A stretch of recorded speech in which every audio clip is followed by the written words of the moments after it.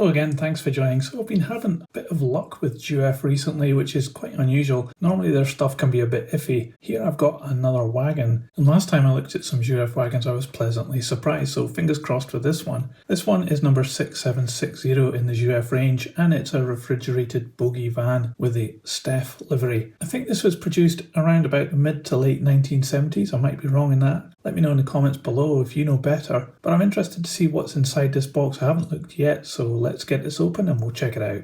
Well, first impressions of this is it actually looks really impressive, but it is very light. I noticed that when I was taking it out of packaging. So let's take a closer look and we'll see what we've got here. So this is a second-hand model, but it looks as though it's in really good condition. This actually cost me £8 to purchase, and I think that's a good price so far, but let's just check the details. At this end, we've got an additional piece which has been added in for the steps, which is made in plastic, and it's pretty pliable and bendable. And also this part here is another piece of plastic which has been added in. We've got a couple of transfers at the top for the electrical flashes, and they don't look too good. I think they're not wearing so good. As you can see, a little yellow around them, and you can see that the roof isn't just absolutely perfectly attached to the rest of it, but that indicates that this roof is a separate piece to the main moulding. So looking down the side of this wagon, we've got a little step here which is integral into the chassis, which we'll have a look at in a moment. We've got some printing here, including this board, which looks pretty good, very clear, and the interfrigo is nicely printed as well. And we've got some other printing here in the blue,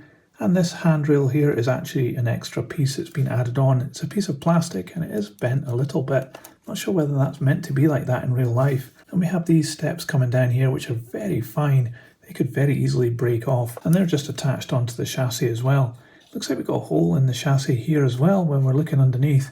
So I'm not sure if it's meant to be someone else or possibly that's for a different model. But it lines up with the door, so it could be that the steps could be underneath the door as well. Not quite sure. Anyway, the door is not a bad representation. It's not really deep relief, but it certainly looks pretty good on the brackets anyway. And as we move further down, we see the large STEF logo in the middle. The S there looks a bit fuzzy, so this hasn't been printed that well compared to some of the rest of it. For example, the red looks really good. And as we move further down, there's another door with another handrail. This time it's straight, which is great, and steps coming down. And then some more printing just on this end. The side of this wagon is fairly slab-sided. There's not much going on here, but we do have a line of rivets just on the roof line up here.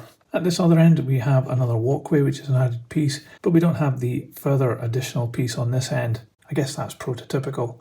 Up on the roof, it's fairly plain, but we have little hatches here, but the moulding of the hatch has been done really well. Aside from that, there's nothing else on the roof, and no moulding marks either, so that's pretty good. So we had a quick look of the chassis, and it looks like it's a fairly plain piece. And we have these little wheels which have been added on in yellow plastic, one on each side. The bogies have been attached with these rather large, like bolt things, and they're done in brown plastic. There's a lot of nice deep relief on these bogies.